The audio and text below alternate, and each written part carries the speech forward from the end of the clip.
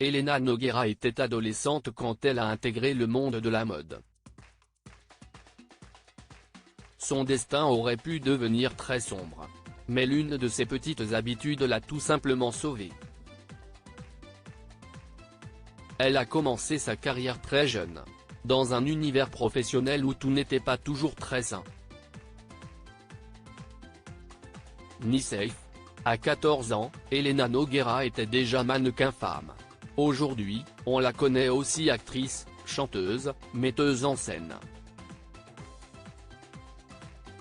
La sœur de Lio est d'ailleurs de retour sur scène, du 12 février au 25 mars 2024, à la Scala de Paris, dans un spectacle dans lequel elle lit des lettres écrites par Frida Kahlo.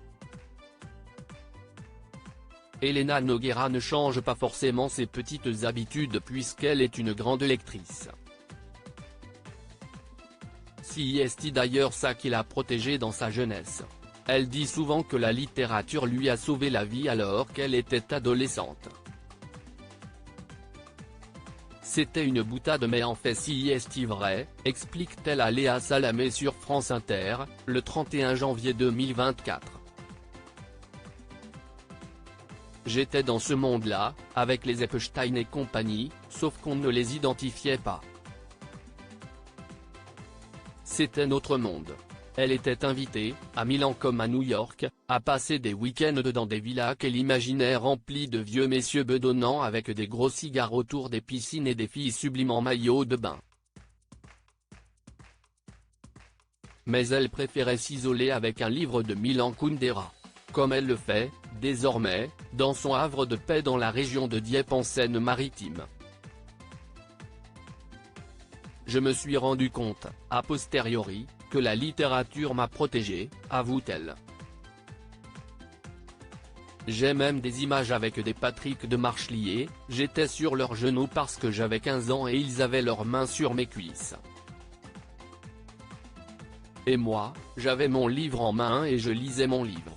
Leurs mains sur mon corps n'étaient même pas là parce que j'avais un monde entre les mains.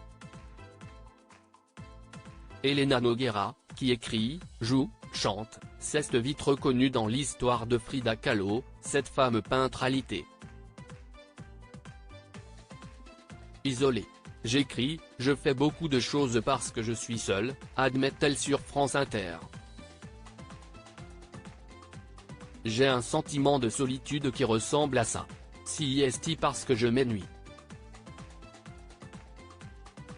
Si j'avais cartonné quand j'ai commencé à être chanteuse, j'aurais fait des disques toute la vie, je serais en tournée, je serais une chanteuse célèbre. Or, il y a une espèce, toujours, de mise à part. Je me sens mise à part comme elle et donc je la comprends.